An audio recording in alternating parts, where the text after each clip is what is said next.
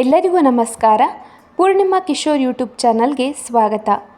ನನ್ನ ಚಾನಲ್ನ ನೀವು ಮೊದಲನೇ ಬಾರಿ ನೋಡ್ತಾ ಇದ್ದರೆ ಪ್ಲೀಸ್ ಸಬ್ಸ್ಕ್ರೈಬ್. ಇದರಿಂದ ನಮಗೆ ಹೊಸ ಹೊಸ ವಿಡಿಯೋಗಳನ್ನು ಮಾಡಲಿಕ್ಕೆ ಪ್ರೋತ್ಸಾಹ ಸಿಕ್ಕಿದಾಗ್ತದೆ. ಇಲ್ಲಿ ನಾನು ಫಿಶ್ ಫ್ರೈ ಮಾಡಲಿಕ್ಕೆ ಬೂತಾಯಿ ಮೀನನ್ನು ತಗೊಳ್ತಿದ್ದೇನೆ. ಒಳ್ಳೆ ಫ್ರೆಶ್ ಉಂಟು ಮೀನು. ಇದನ್ನು ಈಗ ನಾವು ಚೆನ್ನಾಗಿ ಕಟ್ ಮಾಡಿ ನಾನು ಒಂದು ಕಡೆಯಲ್ಲಿ ಇಟ್ಕೊಳ್ತೇನೆ. ಈಗ ನಾನು ಇದಕ್ಕೆ ಏನು ಮಸಾಲೆ ಬೇಕು ಅನ್ನೋದನ್ನು ನಾವು ನೋಡೋಣ. ಮೊದಲನೇದಾಗಿ ನಾನಿಲ್ಲಿ ಚಿಲ್ಲಿ ಪೌಡರ್ನ ತಗೊಳ್ತಿದ್ದೇನೆ. ಇಲ್ಲಿ ನಾನು 3 ಮೀನು ಫ್ರೈ ಮಾಡ್ತಾ ಇದ್ದೇನೆ. ಹಾಗಾಗಿ ನನ್ನ ಆ ಕ್ವಾಂಟಿಟಿಗೆ ಎಷ್ಟು ಬೇಕು ಅಂತೇಳಿ ನೋಡಿ ನಾನಿಲ್ಲಿ ಚಿಲ್ಲಿ ಪೌಡರ್ನ ತಗೊಳ್ತಾ ಇದ್ದೇನೆ. 2 ಸ್ಪೂನ್ ಆಗುವಷ್ಟು ಚಿಲ್ಲಿ ಪೌಡರ್, 3/4 ಸ್ಪೂನ್ ಆಗುವಷ್ಟು ಧನಿಯಾ ಪೌಡರ್, ಅರ್ಧ ಸ್ಪೂನ್ ಆಗುವಷ್ಟು ಅರಶಿನ ಪೌಡರ್, ಅರ್ಧ ಸ್ಪೂನ್ ಆಗುವಷ್ಟು ಗರಂ ಮಸಾಲೆ ಪೌಡರ್, ಇಲ್ಲಿ 2 ಬೆಳ್ಳುಳ್ಳಿ ಹಾಗೆ ಒಂದು ಸ್ವಲ್ಪ ಶುಂಠಿಯನ್ನು ನಾನು ಜಜ್ಜಿ ಹಾಕ್ತಾ ಇದ್ದೇನೆ.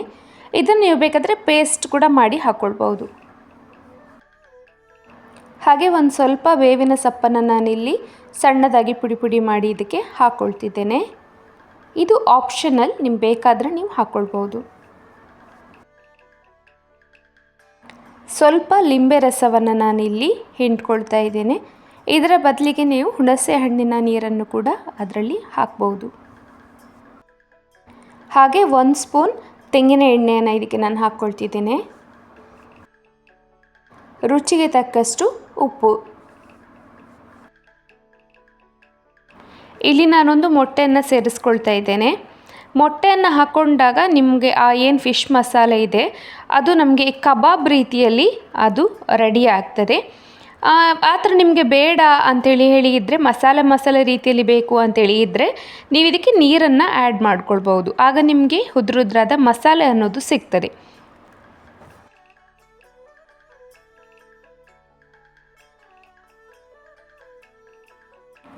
ಈಗ ನಾವು ರೆಡಿ ಮಾಡಿಟ್ಟಂಥ ಫಿಶ್ಗೆ ಈ ಮಸಾಲೆಯನ್ನು ಹಚ್ಕೊಳ್ಳೋಣ.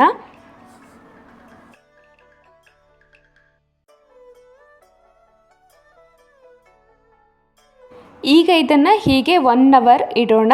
ಈ ಮಸಾಲೆ ಎಲ್ಲ ಆ ಮೀನಿಗೆ ಚೆನ್ನಾಗಿ ಹಿಡ್ಕೊಳ್ತದೆ. 1 ಅವರ್ ಆದ ನಂತರ ಈಗ ಆ ಮೀನಿಗೆ ಮಸಾಲೆ ಅನ್ನೋದು ಚೆನ್ನಾಗಿ ಹಿಡ್ಕೊಂಡಿದೆ. ಈಗ ಒಂದು ಬಾಣಲಿಗೆ ನಾನು ಎಣ್ಣೆಯನ್ನು ಹಾಕಿದ್ದೀನಿ. ಇದು ಎಣ್ಣೆ ಅನ್ನೋದು ಸ್ವಲ್ಪ ಕಾದ ನಂತರ ಇದಕ್ಕೆ ನಾವು ಮೀನನ್ನು ಬಿಡಬೇಕು. ಇಲ್ಲಿ ನಾನು ಕೋಕೋನಟ್ ಆಯಿಲನ್ನು ಯೂಸ್ ಮಾಡ್ತಾ ಇದ್ದೇನೆ.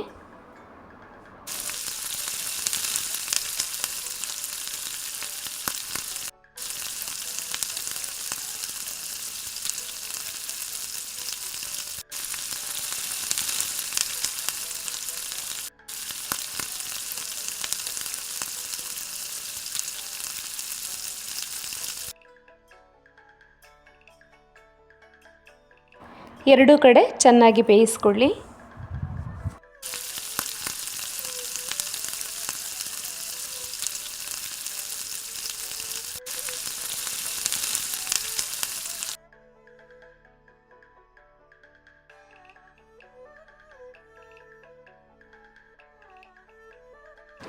ಈಗ ನಮ್ಮ ಫಿಶ್ ಫ್ರೈ ಸವಿಯಲು ಸಿದ್ಧ.